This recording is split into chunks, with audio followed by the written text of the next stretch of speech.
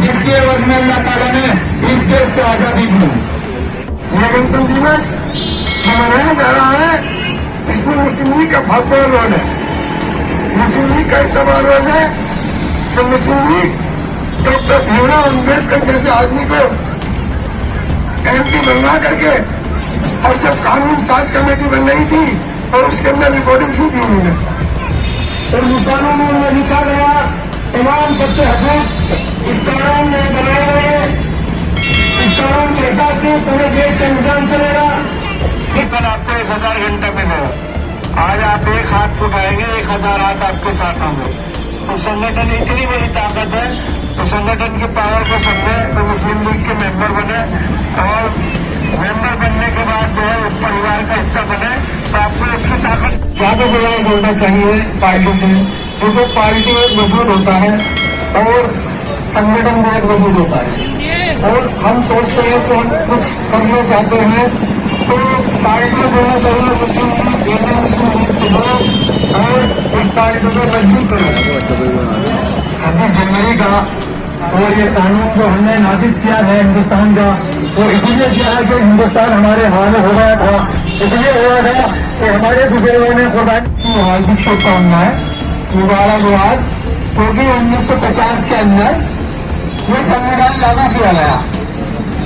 26 जनवरी हमारे जो स्वतंत्र सेनानी थे उन्होंने डिसीजन लिया कि 1947 से पहले हम आजादी का दिवस मनाएंगे, और हर साल 26 जनवरी में ये दिवस मनाया जाने लगा। और मुस्लिम उलमा ने बहुत बड़ी कुर्बानी इसमें दी है, तो उसकी एक लंबी चली तारीख है, इंशाअल्लाह इसको कोई रोशनी डालूंगा।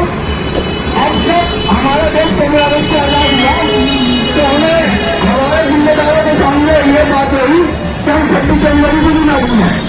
और हमारा जब संविधान बनकर तैयार हो गया तो 26 जनवरी 1950 के अंदर ये संविधान लागू किया गया, और आज हम इस जश्न को मना रहे हैं। अब यहाँ तक जो है ये हमारी जो मुस्लिम लीग है, मैं नहीं मानता हमारे इसके अलावा तो हमारी ये पार्टी हमारा सपोर्ट कर सकती है, हमारी ताकत कर सकती है। तो मैं सभी भाइयों से कहता हूँ कि सभी उनसे जुड़े और उसे आगे बढ़ाए, ताकि हम भी हिंदुस्तान में अपनी हिस्सेदारी का हक अदा कर सका।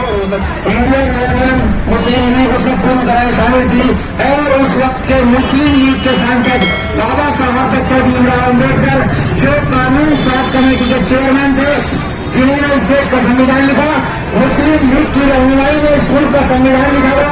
मुस्लिम लीग इस बात पर फख्र करती है, और मुस्लिम लीग पूरी दुनिया के लोगों को, पूरी दुनिया के मुसलमानों को हिंदुस्तान के लोगों जमहूरियत की मुबारकबाद पेश करती है।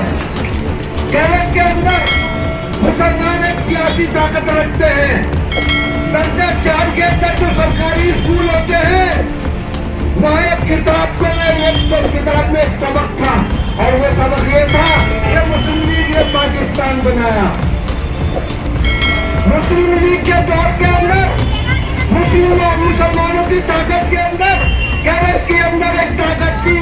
उस सबक पर इस्माइल साहब ने एहतजाज किया और इंदिरा गांधी को एक अल्टीमेटम दे दिया कि ये सादे की हुकूमत कल सुबह पर टूट जाएगी, या तो सबक को किताब से निकाल दिया जाए, या तो ये लिखा जाए कि कांग्रेस और मुस्लिम लीग पाकिस्तान बनाने की जिम्मेदार थी।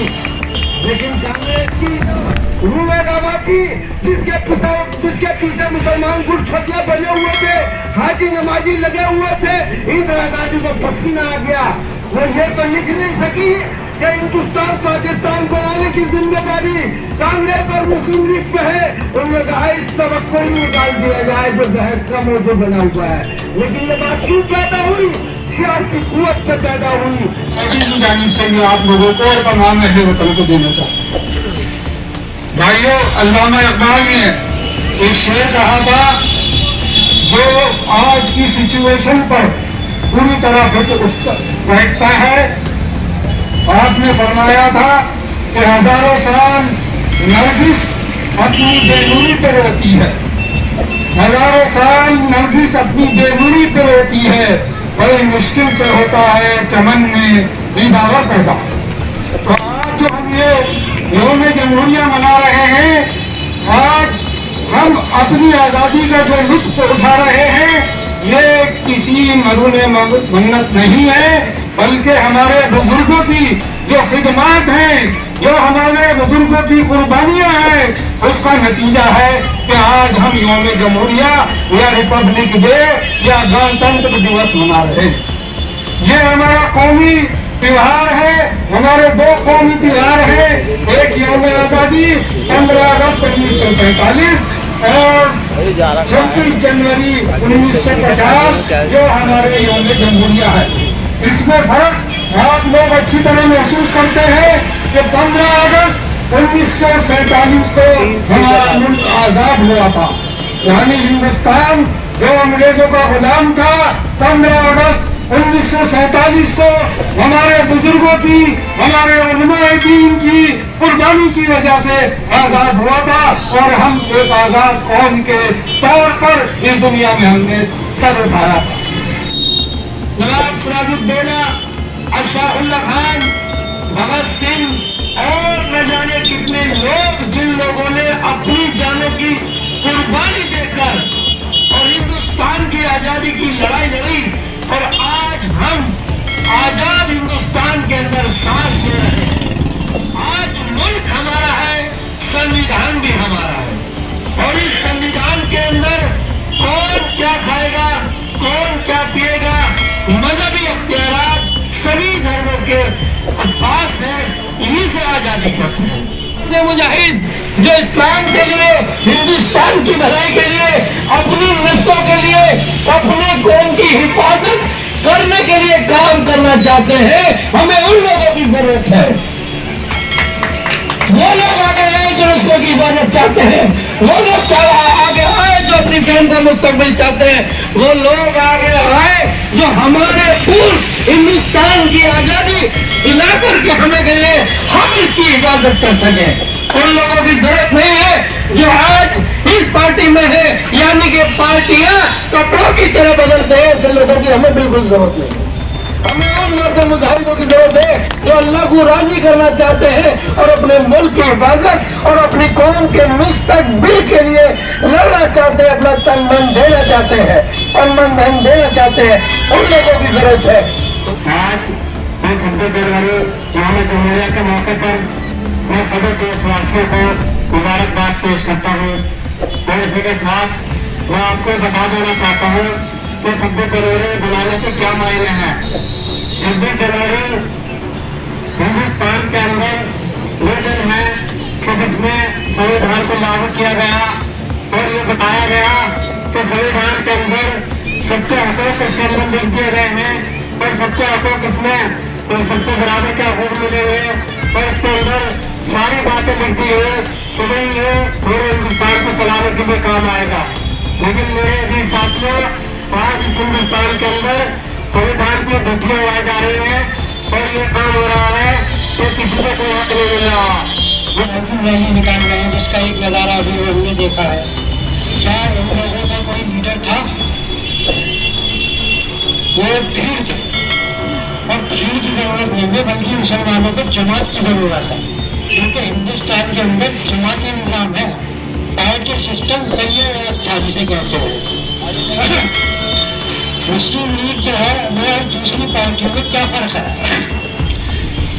मुस्लिम लीग और दूसरी पार्टियों में ये फर्क है कि मुस्लिम लीग जो है इख्तियारात में शामिल होने की बात करती है, निज़ाम में शामिल होने की बात करती है, चाहे निज़ाम नगर निगम का हो, चाहे जिला पंचायत का हो, चाहे सूबे का हो, चाहे पूरे हिंदुस्तान का हो, उसमें निज़ाम में शामिल होने की, इख्तियार में शामिल होने की बात करती है।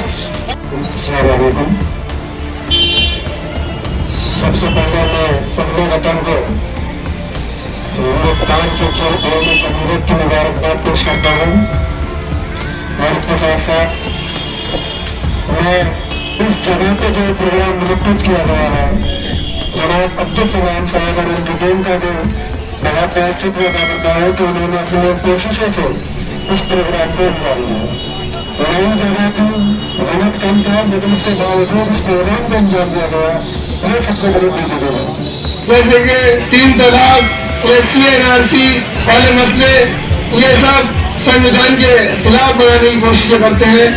तो हमें क्या करना है, हमें अपनी तंजीम को मजबूत करके, अपने परचम को मजबूत करके, अपने परचम को मजबूत करके इस मुल्क के अंदर अमन और शांति अगर कायम करनी है, इस संविधान को लागू करना है, तो इसके लिए हमें अपने परचम को मजबूत करके यहाँ पर प्रदेश तो नहीं, प्रदेश तो प्रदेश, पूरे हिंदुस्तान के अंदर मुस्लिम लीग की नुमाइंदगी मजबूत करनी होगी।